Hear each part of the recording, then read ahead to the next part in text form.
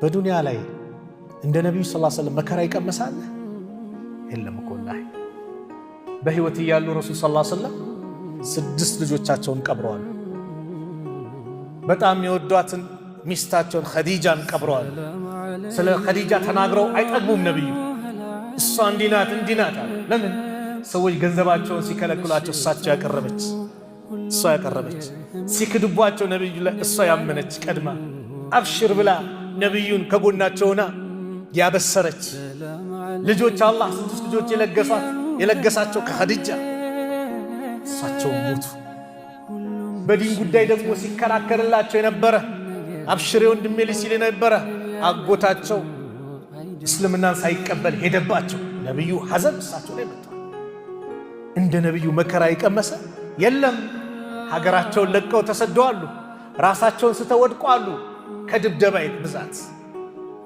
እንደሳቸው ታጋሽ ማንም የለም። ይህንንም ስለኖሩት ሰሃቦቻቸው ከነሱ ብዙ ተማሩ።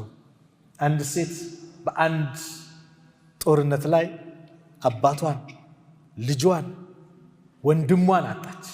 ለሴት ልጅ ወንድም ምን እንደሆነ ያውቁ፣ ልጅ ባል ምን እንደሆነ ያውቁ። ሁሉም ሲመጣ ባልሽ ሞተዋል፣ እዚህ ጋር ልጅሽ ሞተዋል፣ ሁሉም መርዶ ይነግሯታል። እሷ ግን ምን ትል ነበር? ነብዩ ሰለላሁ ዐለይሂ ወሰለም እንዴት ናቸው ትል ነበር። ደህና ናቸው፣ እስቲ ያሳዩኝ አለች። ልክ ነብዩን ያሳዩት ከእርሱ በኋላ የመጣው በላ በአጠቃላይ ለኔ ቀላል ነው፣ እርሶ ብቻ ሰላም ሁኑ። ልጅ ባል በአንዴ 3 ቤተሰቦቿን አጣ። ግን የነብዩ ደህንነት ያስደሰታት፣ ሶብርን በጣም የተላበሰች። ሶብር የሚባለው ነገር ሲከሰት ነው። ያዙን ልቀቁን ካሉ በኋላ ሶብር የለም። ይሄንስ ሶብር ማለት መቼ ነው? ወዲያው መጀመሪያ የሆነች ጉዳይ ሲከሰት የዛ ሰዓት ዋት ስታደርግ የአላህ ውዴታ በአንተ ላይ ይሆናል። በአንድ ወቅት አነስ ሲናገሩ ረዲየላሁ ዐንሁ መረ ነብዩ ሰለላሁ ዐለይሂ ወሰለም ቢእምራቲን ተብኪ እንደ ቀብሪ። አንድ ሴት እያለቀሰች ነብዩ አለፉ። ኢተቂላሃ ወስቢሪ፣ አላህን ፍሪ ሶብር አድርጊ አሏት። ፈቃለት አለች ኢለይከ አኒ ፈኢነከ ለም ቱሲብ ቢሙሲበቲ ወለም ተዕሪፉሁ። ነብዩ መሆናቸውን አላወቀችም። ያልተነካ ግልግል ያውቃል። አንተን የደረሰብኝ መች ደረሰብህ አለቻቸው። ነብዩ መሆናቸውን ግን አላወቀችም። ፈቂለ ለሃ ለሷ ተባለች ኢነሁ ነብዩ ሰለላሁ ዐለይሂ ወሰለም፣ አሁን እኮ ነብዩ ነው እንዲህ ያልሻቸው አሉት። ፈአተት ባበ ነብዩ ሰለላሁ ዐለይሂ ወሰለም፣ ነብዩ ቤት መጣች። ፈለም ተጅድ ዐንደሁ በዋቢን፣ በር ምናምን የሚጠብቅ ዘበኛ አላገኘችም። ዝም ብዬ ገባሁ አለች። ፈቃለት ለም አዕሪፍከ፣ አላወቅኩም እኮ አንተ አላህ መልክተኛ፣ ይቅርታ አድርግልኝ አይነት ነገር ስትል፣ ፈቃል ኢነማ ሰብሩ እንደ ሰድመቲል ኡላ፣ ሰብር ማለት መጀመሪያ ክስተቱ ሲከሰት ነው። ዋት ስታደርገው ሰብር ማለት የዛኔ ነው። ከሰለፎች አንድ ዓሊም ከቀደምቶቹ አንድ ሴት አገልጋይ ናት። ትኩሷ ከነብረቱ ሳታቅ ለቀቀችባቸው። እንዴት እንደሚለበልብ አስቡት። ወልካዚሚን አልገይዝ አለች። የአላህ ባሮች እኮ መከራ የተለያየ ነገር ሲመጣ ቁጭታቸውን ዋጥም ያደርጉ ነው የሚል የቁርአን አንቀጽ ቀራች። ውጭ አለዋል፣ በተግባር ነበር የሚሉት። ወልዓፊና አን ናስ፣ ሰዎችንም ይቅር የሚሉ ናቸው።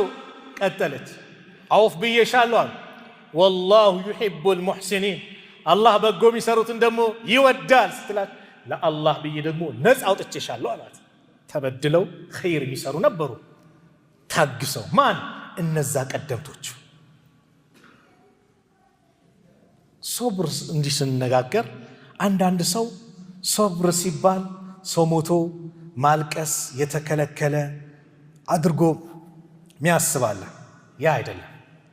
ማልቀስ አልተከለከለም፣ እንባ ማውጣት አልተከለከለም። ነብዩም አድርገውታል። አላህ ሚይዘን በዝች ነው፣ በምላሱ ያልተገባ ቃላትን መጠቀም። በአንድ ወቅት ነብዩ ሰለላሁ ዐለይሂ ወሰለም ልጃቸው ዘይነብ ነብዩ ሰለላሁ ዐለይሂ ወሰለም ዘንድ ላከች። ልጇ ሊሞት ቀርቧል፣ በጣም ደክሟል። ወደ ነብዩ ሰላምታ አቅርባ እንዲመጡ ስትል ነብዩ ሰለላሁ ዐለይሂ ወሰለም አሉ ኢነ ሊላሂ ማ አኸዘ ወለሁ ማ አጣ ወኩሉ ሸይን ዐንደሁ ቢአጀሊን ሙሰማ ፈልተስቢር ወልተሕተሲብ። አላህ ለሁሉም ሰው የሰጠው እሱ ነው። ጊዜ ገደብ ደግሞ ሲያልቅ ደግሞ ይወስደዋል። ሶብር ታድርግ፣ አላህ ሂሳብ ታድርጋ። ፈአርሰለት ኢለይሂ ቱቅሲሙ ዐለይሂ በሳቸው ምላ ወላሂ እንድትመጡ ብላ ድጋሚ ላከች። የዚህ ጊዜ ነብዩ ሰለላሁ ዐለይሂ ወሰለም መጡ። ልክ ነብዩ ሲሄዱ ከሳቸው ዘንድ ሰዓድ ብኑ ዑባዳ፣ ሙዓዝ ብኑ ጀበል፣ ኡበይ ብኑ ከዓብ፣ ዘይድ ብኑ ሳቢት ወሪጃሉ ረዲየላሁ ዐንሁም ሌሎቹም ሰሃቦች አብረው መጡ።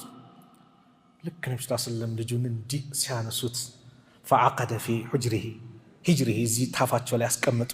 ወነፍሱሁ ነፍሱ ገባ ወጣ ተላል ሊሞት እያለ ሲመለከቱ ፈፋደት አይናሁ የነቢዩ አይኖች ማንባት ጀመሩ፣ ማልቀስ ጀመሩ።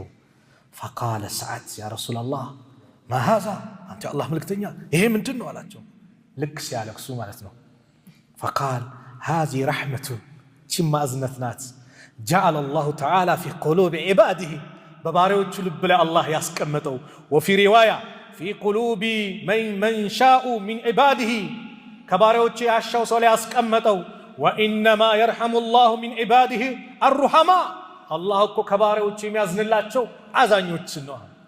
በማልቀስ አይደለም። በምንድን ነው የሰው ልጅ የሚያዘው? በምላሱ ነው። ኢብራሂም ሲሞት ልጃቸው ምን አሉ? አንተ ከኛ በመለየት አዝነናል፣ ግን ጌታችን የሚጠላውን ቃል አንናገርም።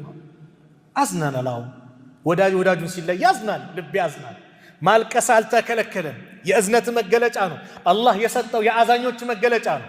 የተከለከለች የቷ ናት? እቺ ምላስ ናት።